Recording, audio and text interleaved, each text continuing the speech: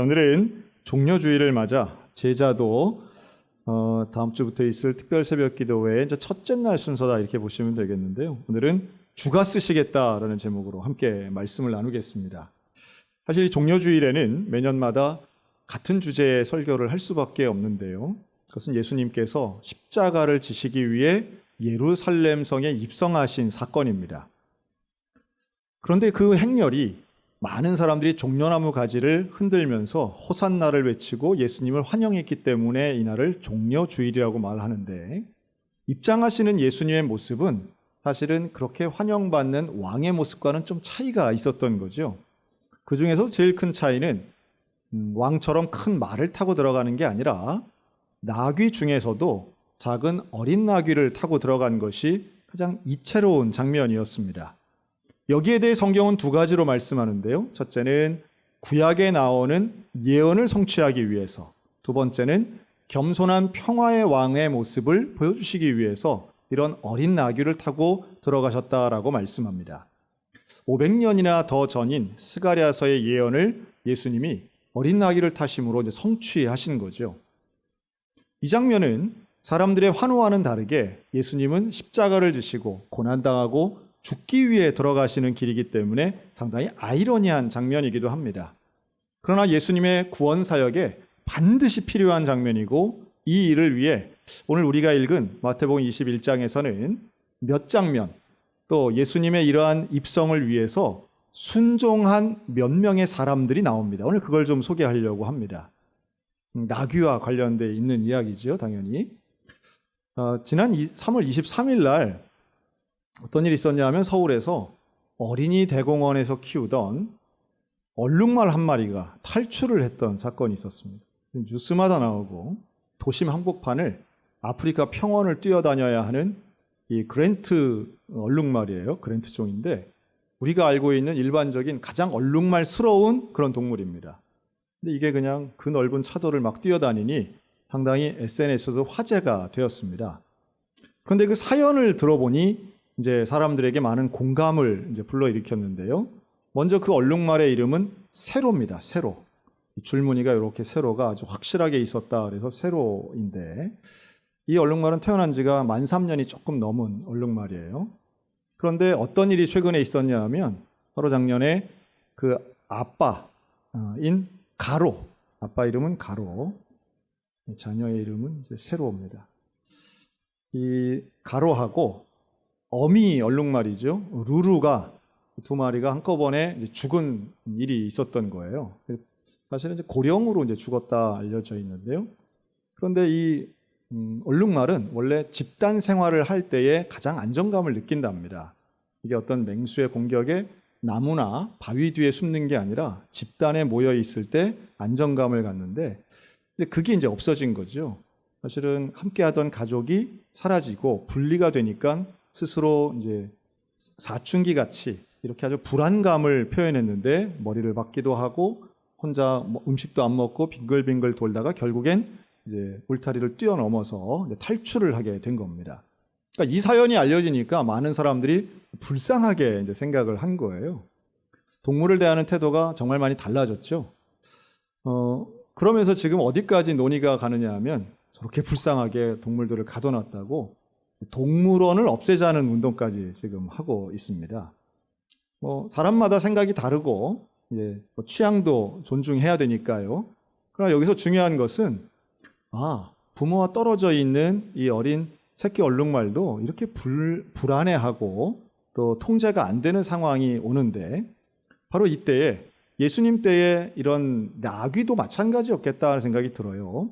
즉 나귀와 어린 나귀, 그러니까 이제 두 마리가 함께 있었던 거죠. 이렇게 묶여있는 나귀를 예수님 말씀하십니다. 가서 그 나귀를 풀어와라 그러잖아요. 그런데 이 어린 나귀는 사실 그래서 어미와 분리되었음에도 불구하고 나중에 순종하는 태도를 참 보입니다. 신기한 일이죠.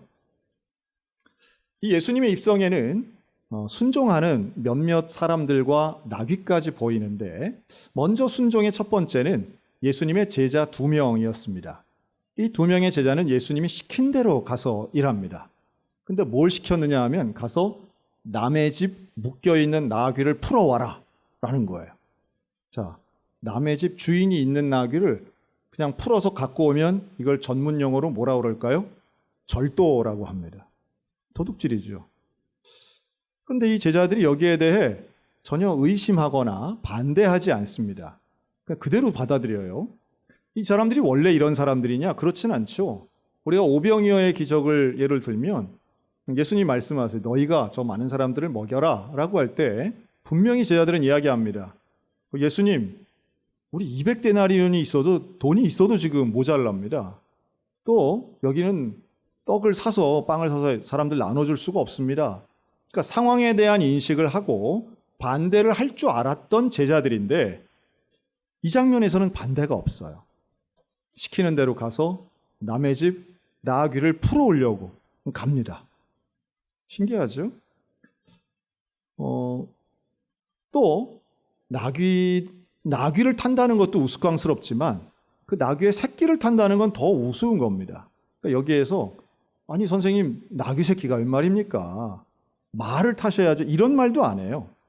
그러니까 예수님이 하신 말씀 그대로를 받아들이고 또 가서 그 줄을 풀려고 할 때에 이제 주인이 나타나죠. 사실 다른 복음서에 주인 나타나는 이야기가 나오는데요. 나와서 지금 뭐 하는 거냐? 그럴 때에 주께서 쓰시겠다. 주님이 쓰시겠다. 이 말을 그대로 전해요. 다른 부연 설명을 거의 안 합니다.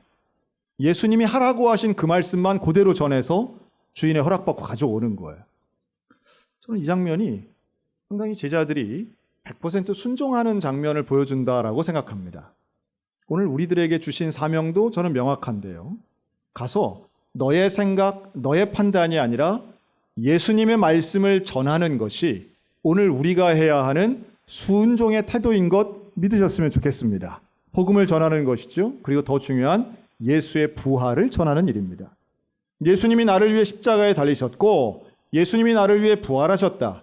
여러분 이 메시지를 가서 전할 때에 저와 여러분은 그리스도의 제자가 되는 줄로 믿습니다. 그리고 거기에는 다른 부연 설명이 사실은 별로 필요 없어요. 선포하는 거죠. 어떤 면에서는 이 말이 어떻게 통하나라고 생각하지만 그러나 놀랍게도 이러한 주님이 가르쳐 주신 메시지가 통했다는 것은 결국 예수님의 뜻대로 순종하면 거기서 역사가 이루어진다라고도 볼 수 있습니다. 첫 번째 제자 2명의 순종이 있었고요. 그런데 더 놀라운 것은 이 두 번째 나오는 나귀의 주인입니다. 이 나귀의 주인의 이야기는 사복음서 다 나와요. 그런데 이름이 안 나와요. 누군지 안 나옵니다. 근데 이 사람이 어떤 순종을 했는가? 나귀를 가져가는 걸 그냥 허락을 하는 순종을 한 거죠. 신기하게도 이 사람은 질문 한 번과 답변 하나를 들은 후에 마치 이날이 오기를 기다렸다는 듯이 자신의 나귀를 내어줍니다. 여러분 나귀는요. 예나 지금이나 이런 가축동물은 그 집에선 상당히 큰 재산입니다. 중요한 재산이에요. 이거 그렇게 함부로 줄 수 있는 게 아닙니다. 또 뭐 빌려준다 생각은 했겠지만 빌려준다 한들 언제 돌려받는다는 보장이 있겠습니까? 생전 처음 보는 사람들. 그런데도 내어줘요. 만약에 여러분 오늘 이 예배 마치고 이렇게 집으로 돌아가려고 나가서 내 차에 이제 시동 걸고 잠깐 내려서 뭐 짐을 옮기는데 어떤 모르는 사람이 시동 걸린 내 차에 얼른 타가지고 차를 뺀다고 생각해 보세요. 그러면 이거 뭐 하는 거냐고 차를 두들기면서 왜 내 차를 뺍니까? 그런데 이 사람이 창문을 직 내리면서 주께서 쓰시겠다. 주께서 쓰시겠다. 그럼 여러분 뭐라고 대답하시겠어요? 예, 얼른 쓰세요 이러겠어요? 뭐 이상한 사람 다 보겠네 하고 전화 신고하시겠습니까? 그렇죠? 그런 상황인 거예요. 사실은 이 나귀를 가져가도록 두는 이 주인이 제자들에게 들은 말은 주께서 쓰시겠다 한마디잖아요. 그런데 이 말을 듣고 자기의 소중한 나귀를 내어주었다? 여러분 이거 우리가 어떻게 봐야 되겠습니까? 일반적으로 잘 상식적이지 않아요. 그런데 이 장면은 어떨 때 이게 가능한 것이냐 하면 사실은 이 고대 시대 때에 백성들에게 언제든지 원할 때에 그 소유를 취할 수 있는 권리는 왕에게만 있습니다. 왕에게 있는 거예요. 왕은 언제 이게 가능하냐? 예를 들어 전쟁이 시작됐다. 그러면 야 너희 집에 있는 그 우마차 내놔라. 일종의 징발하는 것이죠. 너희 집에 있는 말 내놔라. 이번 전쟁에 쓰여야겠다. 그러면 왕이 원하시면, 왕이 요구하시는 백성은 어떻게 해야 돼요? 드리는 거예요. 이게 왕을 대하는 백성의 태도예요. 지금 이 주께서 쓰시겠다라고 말씀하실 때에 이 나귀의 주인은 마치 왕을 대하는 것처럼 행하고 있는 거예요. 누가 설명해 주지 않았는데, 누가 여기에 대해 가르쳐 주지도 않았는데, 이 나귀 주인이 보여준 태도는, 처신은 왕이 요구할 때에 그대로 순종하는 모습의 모양새를 보여주었다는 거죠. 다시 말해 예수님께서 이 땅에 왕으로 임하시고 겸손의 왕, 평화의 왕으로 이 땅에 오셨음을 이 나귀 주인의 순종을 통해 성경은 오늘 우리에게 증명하고 있는 것입니다. 저는 이 똑같은 모습을 좀 우리들에게도 적용했으면 어떨까 싶습니다. 예상하지 못한 시간에 나에게 있어서 소중한 것을 주께서 쓰시겠다. 너 그거 내놔라. 라고 말씀하실 때 우리는 과연 예, 주님 하면서 즉시 내놓을 수 있는가? 지난 몇 주간 우리 교회는 특별한 헌금들을 했습니다. 청소년 예배실 리모델링을 하고 여기에 비품 구입을 위해서 광고를 했더니요. 우리 성도들이 정말 많이 헌금하셨어요. 많은 분들이 참여하셨습니다. 이게 마치 내일인 것처럼 한 번도 올라가 보지도 않고 가보지도 않은 분들도 헌금 많이 하셨어요. 신발장, 테이블, 의자 위에서 헌금을 해주세요 했더니 그렇게 해주신 거예요. 내 자녀가 거기 있지도 않은데 내 손주가 없는데 그럼 같은 마음으로 헌금하셨다고 저는 봅니다. 더 많이 해주셔가지고 신발장 헌금 같으면 신발장 3개만 샀는데 더 많이 여러분들이 해주셔서 그거를 지금 의자로 바꿔야 되는 상황이 왔어요. 또 있습니다. 한 끼 금식하고 우리 트리키에 헌금합시다 했더니요. 지난 주간에도 많은 분들이 헌금하셨어요. 또 수건 내주세요 했더니 수건을 산더미같이 내주셔가지고 그거 지난 주 중에 우리 지방에 그 수거하는데 한꺼번에 다 같이 보냈습니다. 그리고 이 트리키 헌금을 어떻게 전달하면 좋을까 혼자 고민하고 있었는데 물론 일반 기관에 보낼 수도 있고 NGO 단체에 그냥 송금할 수도 있는데 좀 의미 있게 했으면 좋겠다 기도하는 가운데에 지난 주 중에 트리키 현지 선교사님하고 연결이 됐어요. 그분은 지금 시리아 난민, 즉 시리아와 트리키에는 국경을 접하고 있는데 시리아에서 지진이 일어났고 트리키에로 넘어온 분들을 돌보는 선교사님이세요. 그분에게 우리가 어떻게 전달하면 되겠습니까? 인편을 통해서 달러로 바꿔서 전달하기로 그런 가능성이 있다는 것을 내가 배웠어요. 직접 현지를 도울 수 있다면 그게 더 바르고 좋겠구나. 그러나 그 모든 것에는 기본엔 뭐가 있느냐? 우리 성도들이 하나님 원하시고 교회가 필요하다면 나 드리겠습니다. 내 것을 드리겠습니다 라고 하는 헌신이 있으니 그런 일들이 진행되는 거 아니겠습니까? 마치 내게 이러한 필요가 주님의 말씀이 요구가 요청이 어느 날에는 반드시 있을 줄로 알았다는 식으로 생각한 행동한 이 나귀의 주인처럼 시간, 물질, 나의 소유, 나의 건강 주님께 드립니다 라는 순종이 나귀를 풀어가는데 그렇게 하시라고 즉각적인 순종을 한 이 나귀의 주인과 같이 여러분 오늘 저와 여러분이 주님께 드리는 귀한 헌신의 주인공들이 되셨으면 좋겠습니다. 주께 드림을 통하여 더 많은 것을 얻고 그 예수 그리스도의 십자가의 사역에 동참하셨으면 좋겠다는 말씀이에요. 마지막 3번째는 나귀 새끼 그 자체가 있습니다. 여러분 이 새끼 나귀는요 물론 이름도 안 나오지만 누구도 이 나귀에게 의사를 물어보지를 않아요. 너 한번 예수님 태워줄래? 이런 말 하지 않죠. 그냥 일방적으로 잡아갑니다. 끌고 갑니다. 그런데 이 나귀는 어떤 역할을 하느냐? 예수님을 태우고 예루살렘 성문 입구에서 그 얼마간의 거리를 걸어간 것뿐이에요. 아주 중요한 역할이긴 했지만 그가 한 일은 이 나귀가 한 일은 대단히 어려운 일을 한 건 아니에요. 여기에서 저는 이 나귀가 나 자신이라고 한번 생각을 해보면 예수님이 이런 말씀으로 이 나귀를 대하지 않았을까 생각을 해봅니다. 예수님이 대하신 태도의 한마디 말로 압축하면 전 이렇게 요약할 수 있겠는데요. 그럼 저를 한번 따라해 주시겠어요? 나는 네가 필요하다. 예수님이 이 어린 나귀 새끼에게 아마 그런 태도로 대하지 않으셨을까 생각해요. 나는 지금 네가 필요해. 구약에 나오는 예언을 성취하고 나의 겸손을 사람들에게 보이는 그런 도구로 나는 네가 필요하다. 참 감격스러운 말씀이죠. 여러분, 예수님에게 일생을 살아가며 나는 지금 네가 필요해 라는 말을 좀 들으시면 어떨까 생각이 들어요. 근데 여러분, 그때에 나는 네가 필요하다 라고 하는 예수님의 그 말씀에 누가 순종할 수 있겠는가 라고 하면 여기에는 두 가지가 필요가 없습니다. 자격도 능력도 사실은 필요가 없어요. 오로지 순종만이 그 일을 감당하게 됩니다. 제가 목회를 하면서 그런 분들 많이 봅니다. 아유, 성도님 요거 좀 한번 해주세요. 이런 거 맡으시면 좋겠네요 라고 하면 아주 교양 있게 이렇게 거절하시죠. 저는 그럴 일을 할 자격이 못 됩니다. 아유, 저는 그런 일을 할 능력이 못 됩니다. 이런 분들 계세요. 근데 부드럽긴 얘기하시는데 여러분, 남전도회 여전도회 회장하고 임원하는데 탁월한 무슨 능력이 필요한가요? 제 대부분의 교회 일은요, 사실 자격과 능력과는 별로 그렇게 관계가 별로 없습니다. 그런 능력이 정말 어떤 특별한 능력이 필요하다면 그렇게 마구잡이로 맡기지도 않죠, 사실은. 근데 오늘 우리들에게 주어진 사명, 오늘 우리들에게 주어지고 예수님 말씀하시는 그 필요라고 하는 건 자격과 능력과는 상관없이 나의 순종이 필요하고요.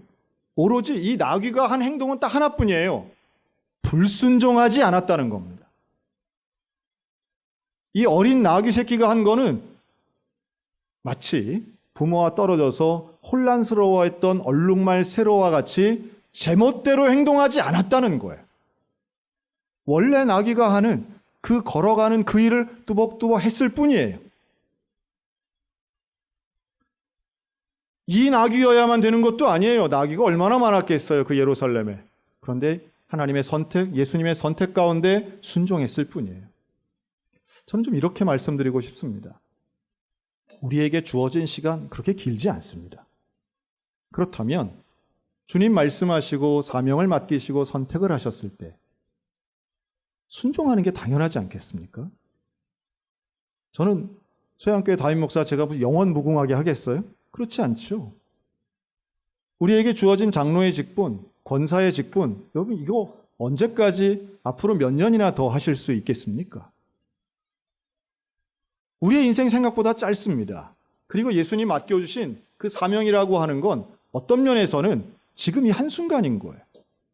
그런데 이 한순간에 불순종하고 이유를 대고 변명을 하고 혹은 겉으론 사양이지만 본질적인 거절을 한다면 그렇다면 아마도 이런 어린 나귀 새끼가 예루살렘 입성할 때 예수님을 태웠던 이런 감격은 맛보지 못했을 거라고 생각합니다. 오늘 우리에게 주님이 분명히 말씀하시는 것은 내 것을 드리는 헌신과 주의 말씀에 그대로 받아들이는 순종이 필요한 것이죠.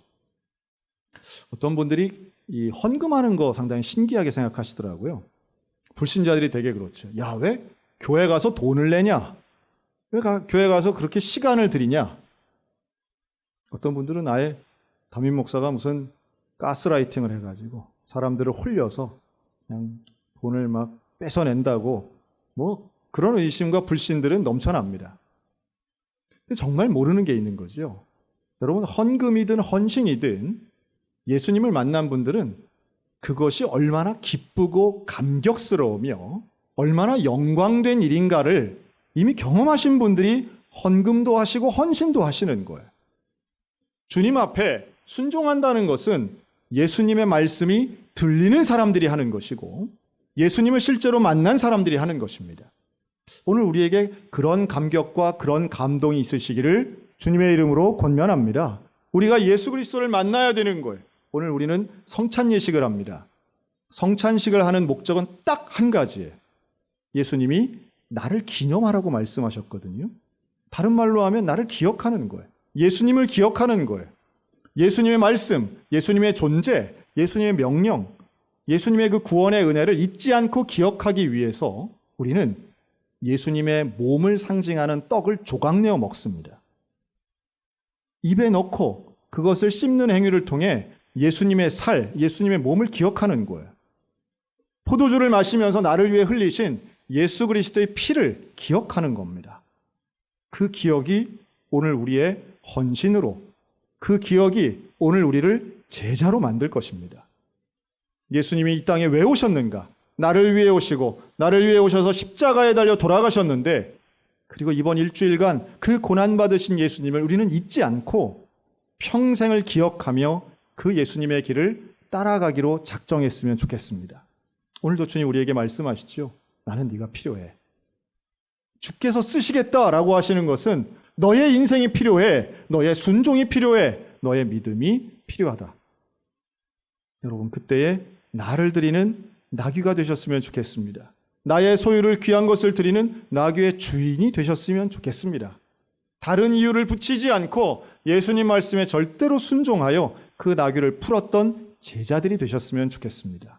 오늘도 주님 가신 그 길 걸어가는 온전한 제자의 삶을 사모하며 결단과 순종하는 저 여러분들 가운데 주의 은혜가 임하시기를 주님의 이름으로 축원합니다. 아멘. 기도하겠습니다.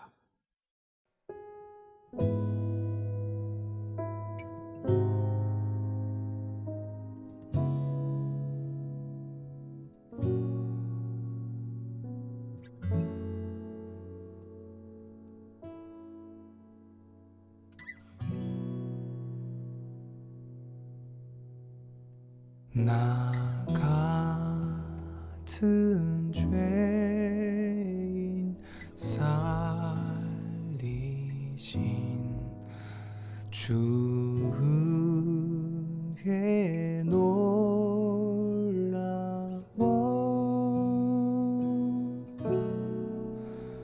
잃었던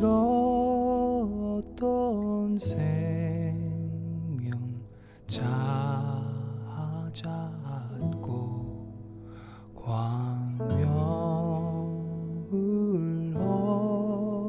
얻었네. 큰 죄악에서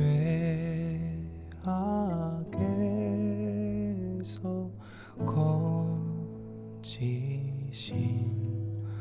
주 은혜 고마워.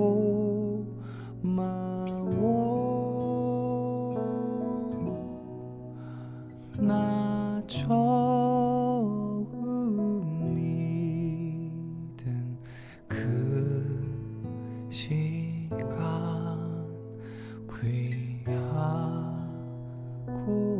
귀하다.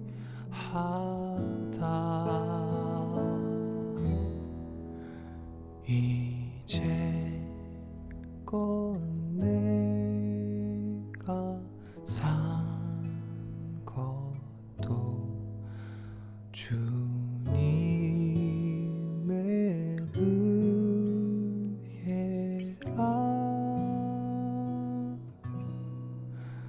또 나를 장차 본 향해 인도해 주시리.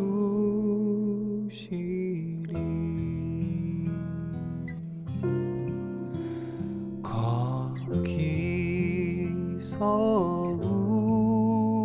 우리 영원히 주님의 은혜로